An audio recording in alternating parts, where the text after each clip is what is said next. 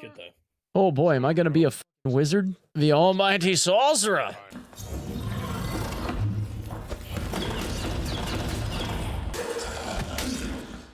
Oh.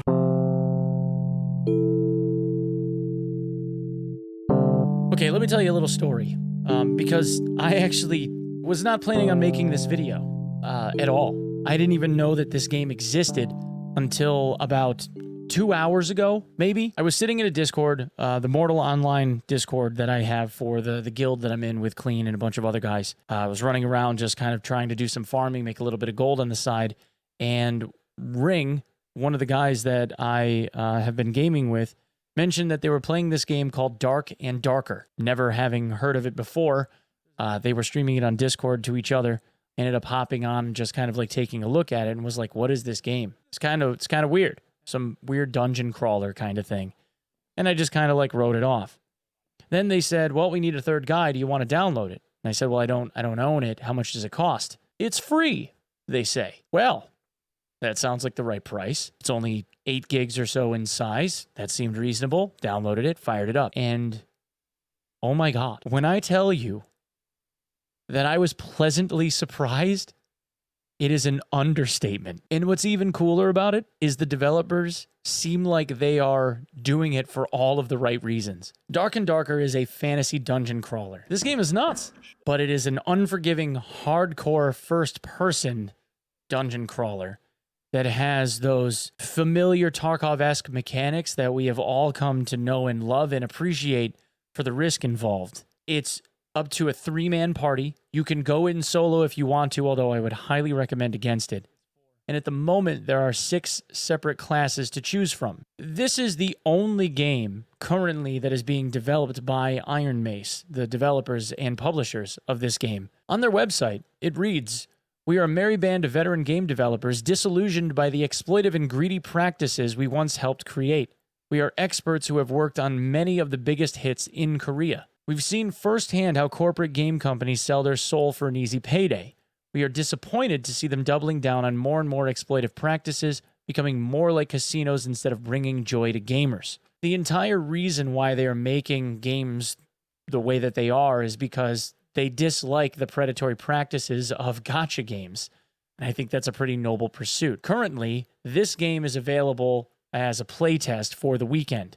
It's completely free to play. You can go to Steam, and where this Play Now button is, there's a request to be opted into the playtest, in which case, at least in my case, it was instantaneous. It is a PvPvE game, and I'm going to show you some footage right here, where you crawl through a dungeon. It has BR-style mechanics in that there is this killer swarm that starts on the outer edges, and the ring that people are located in gets smaller and smaller, forcing you toward the center. Throughout your travels, there are a multitude of chests, a multitude of enemies, undead, spiders, wraiths, all kinds of crazy stuff, some of which is definitely attention-grabbing and rather horrifying, if I do say so myself, because most of it pops up out of nowhere.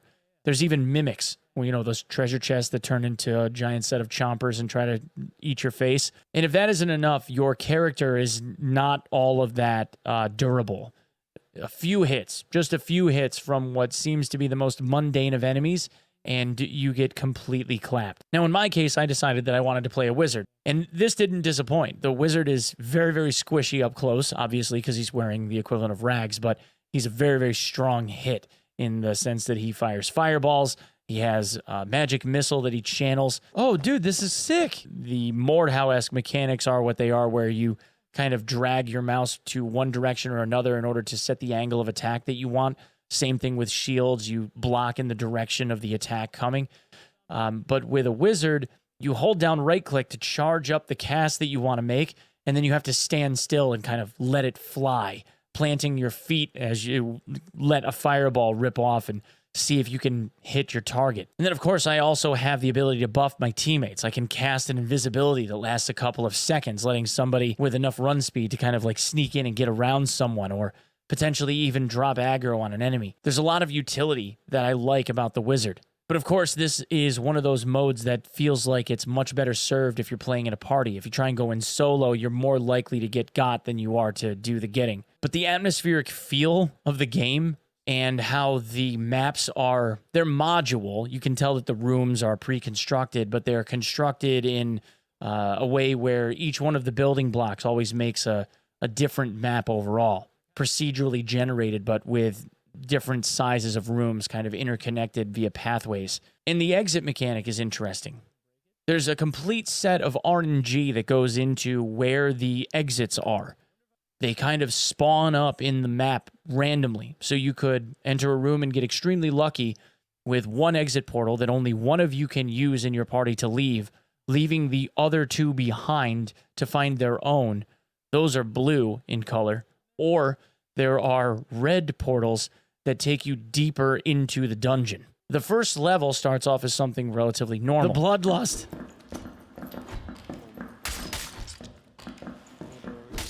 The Bloodlust ring. The Bloodlust. And then there's a second level that delves you into something even harder. And then a third level that is the equivalent of hell, where you have significantly better quality of drops, but the enemies are significantly harder, with a lot harder hitting power and a lot more hit points. And then, of course, there is this ring that's ever closing, forcing players, because there's 15 players on a map, 5 groups of 3, 15 players pitted against each other where the ring is closing and forcing you more and more toward the center. Inevitably, you end up in PvP battles, and we got destroyed in some cases and did the destroying in others. Again, full loot PvP, where you have a basic kit of gear that you have the ability to go in and bring in with you, so you're not relegated to just wearing underwear with your fists. But in order to hold on to, retain, get the really, really good stuff, you do have to risk. You have to risk an awful lot. And then very much like Tarkov, there are vendors with reputations, and eventually we'll have relatively robust crafting and mission systems to send you off looking for certain pieces of gear or kill certain numbers of mobs. It feels like someone transported us into a medieval-esque Tarkov with a bit faster of a play cycle, but all of the suspense and risk that you would want from a game like this one that is focused around being an extraction-style game. The medieval twist is fantastic. The way that they have set up the archery skills and the casting abilities and the risk versus reward, the strengths and weaknesses, how all of it plays against each other, I think is done extremely well. Now, I've only got a handful of hours into this so far, but the reason why I'm making this video is because I wanted to share it with all of you. For the sole reason of, I really think you guys should give this game a shot. I cannot even tell you how much fun I am having. I'm going to be streaming this tomorrow. You can bet your boots. So if you're not entirely sure and you don't really want to go and download it just yet and you want to see it get played, I will be live tomorrow morning at 6 to 7 a.m. Eastern Standard. We'll probably go and run around in Tarkov for a little bit.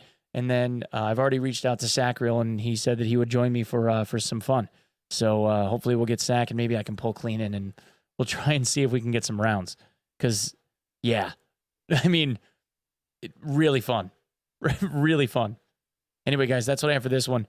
I really think you guys should check this out. I think you guys will really, really dig it. We'll see you in the next one, okay? All right. Peace.